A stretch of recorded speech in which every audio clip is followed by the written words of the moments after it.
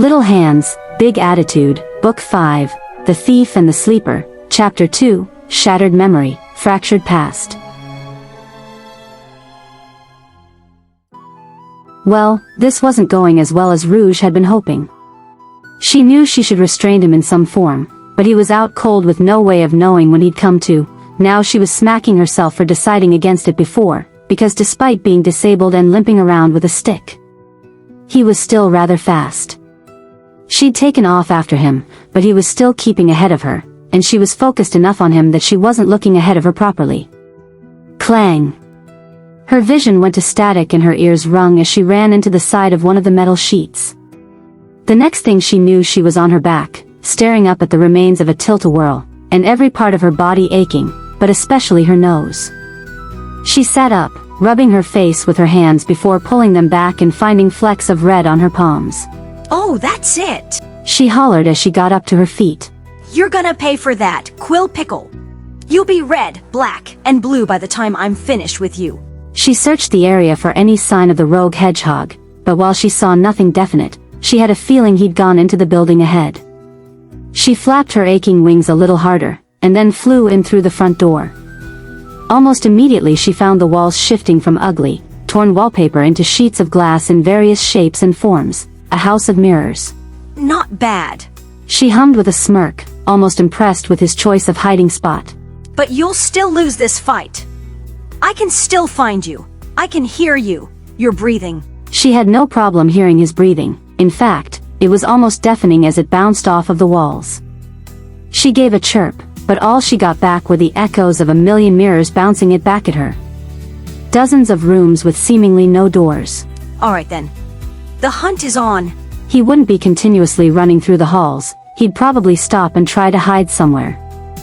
In a house of mirrors, nobody would know which you was the real you. And your reflections would seem to be looking back at you from all angles. Project Shadow would get himself lost in this maze of glass and reflection.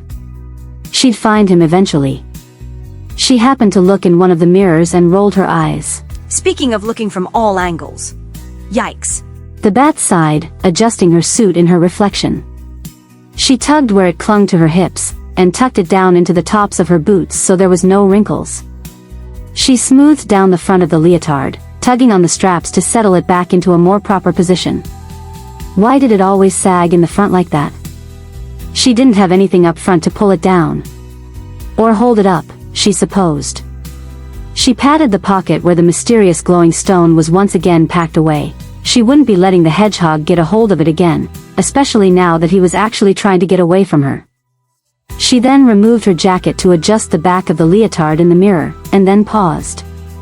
In the reflection, she saw the blaring difference between her black thief uniform and the white of her fur, and she winced, quickly putting the jacket back on and tugging the sleeves down over the tops of her gloves. She wanted to hide as much of the white as possible. She had to. "Still trying to pretend we belong, are we?" "Shut up," she hissed, her ears folding down against her head as the voice spoke. I'm not. Still trying to convince yourself? Pathetic. "Shut up." She looked back towards the mirror, her chest heaving and her breath fogging up the glass.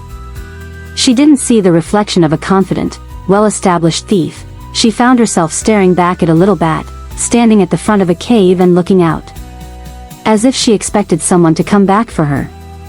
As if she had hoped that they would come back for her. Her head grew hot and fuzzy, her breaths felt caught in her chest as it tightened, tears stung in her eyes. She wanted to pretend, she wanted to be happy with the way she was, but the next thing she knew, she was surrounded by shattered glass as she kicked through every single mirror in the corridor. Broken shards lay all around her, her screams still echoing down the hall and into the rest of the house of mirrors. "I'm not," she hissed, scrubbing the tears from her eyes and brushing tiny pieces of glass from her suit. "I'm not. I'm gonna finish this mission. I am going to be the greatest thief in the galaxy. I will make the guild proud." How could one place hold so many reflective surfaces? It seemed like every wall had a mirror, was a mirror. Shadow could not figure out how someone could want to see themselves and their own reflection so badly to do this. But he didn't have a lot of time to think it over, he was still on the run, after all. He hobbled along, trying his best to remain quiet despite the pain in his leg coming back. He really should stop walking on it eventually to let it heal. But something deep in the crevasses of his mind, was suggesting that even rest wouldn't do him much good. He needed help, and not Rouge's kind of help. She was somewhere behind him, whispering threats and telling him there was nowhere to run. She was probably right. That door he used to enter may be the only one to this place, and the halls were quite narrow, so even if his leg wasn't injured, he had a feeling it would be impossible to get up to a full sprint in here without running into something. He was wondering what to do next when the wall he was leaning against suddenly budged. He pulled his hand away, finding that one of the mirrors was now tilted inward a bit, a hidden door to another space. Perhaps he could hide in there until she'd passed on and then go back out the way he came in. It was worth a shot. If not, he supposed he could use his walking stick as a weapon for a little bit. She seemed distracted by something now, as she was yelling at someone else, so he quickly pushed the door open, hobbled into the next room and closed the door behind him. This room was also full of mirrors, but varying kinds. Some were warped to make the reflection smaller, others larger. There was one that appeared normal in comparison to everything else, a mirror that showed what he guessed he looked like. He hadn't really thought too much about his own appearance in the last few minutes he'd been awake. Gosh, had it only been a few minutes? His memory only lasted a few minutes, and even the beginning of those moments was growing blurry and confusing.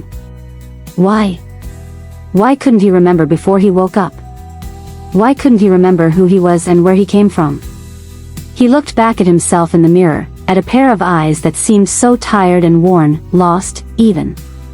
He walked over to the mirror, putting a hand up and watching his reflection do the same. Who am I?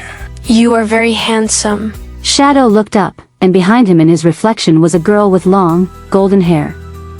He whipped around to face her, but she wasn't there in the flesh, only in the reflection.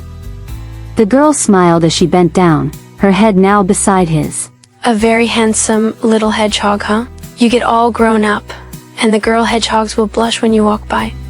Who are you? How do you know me? She seemed familiar, her voice comforting to him, like a blanket. Was she someone he'd known before the compound? Perhaps he could find her and ask her what happened to him. His eyes moved back to his own reflection, and his eyes widened as he saw it changing. Coming off of it were strands of gold color, the color creeping up through his black fur. Strand by strand, little by little, he was going from black and red, to gold and red, but only in the reflection. His thoughts moved back to the vague memory of what he'd seen when he first awoke in the carnival grounds. A pair of red eyes, desperate as they reached out for him and cried out his name. He wouldn't be crying out and reaching for himself. Had there been someone else with him before? Another like him who could turn golden? Another hedgehog? Green Hills, go. The voice was new and soft, like a whisper. It seemed to come from all around him, but he was still alone in the room of mirrors. Green Hills. There are a lot of those, I'm sure. Is it a place? Why do I need to go there? He pressed his hands against the mirror, looking back at the golden hedgehog. Please, I don't understand. How do I get there? Which way is... Gotcha! Shadow yelped as Rouge was suddenly behind him, grabbing him around the arms and torso. He might have been able to keep his balance if not for his wounded leg, but he used it to his advantage instead. He lifted his legs up, putting his good leg up against the wall between the mirrors and shoved off, forcing him up and his weight to come pressing down on Rouge from above. The bat yelped as she stumbled, and then fell backwards onto her back. The wind knocked out of her, she released him to try and recover, and Shadow scrambled across the floor, grabbing his walking stick that he dropped when she'd grabbed him. He scooted up against the wall, holding the stick out in front of him. All right. We can make a deal, thief. Rouge rolled over onto her side, glaring at him as she took in wheezing breaths. Oh yeah? What kind of deal? Okay, so I guess I do owe you something for helping me get out of that compound back there. And everything, but I'm still not really okay with this. So, I'll go with you, but you gotta promise me you won't tie me up or hurt me, okay? You don't hurt me, and I won't run anymore. Rouge laid on her side for a moment, her eyes shifting to the floor. She looked deep in thought, and honestly, He didn't blame her if she didn't trust him to keep his word. And to be fair, you running into that metal sign was your fault, not mine. Stating this probably wasn't going to make the situation better, but he felt it needed to be said. You'll go with me to the hideout, if I don't hurt you or tie you up. Rouge repeated back the conditions. Shadow nodded. I have a feeling I'll be safer wandering around here with you than without at this point. I don't even know where here is. Fine, but no more running me into metal signs, got it? I just said, I know what you said, and you're wrong. If you hadn't ran, I wouldn't be chasing you. And if I hadn't been chasing you, I would have been looking where I was going. And if you weren't a sneaky little thief who's trying to use me to get a big score, I wouldn't have ran. Hey, I'm the best thief in the galaxy. Thank you very much. sure. Keep telling yourself that. I will. Fine. Fine. Shadow lowered his stick and then pulled himself up onto his feet, wandering towards the door. Rouge led the way, marching down the hall to the left. The exit's to the right. I knew that. Sure you did.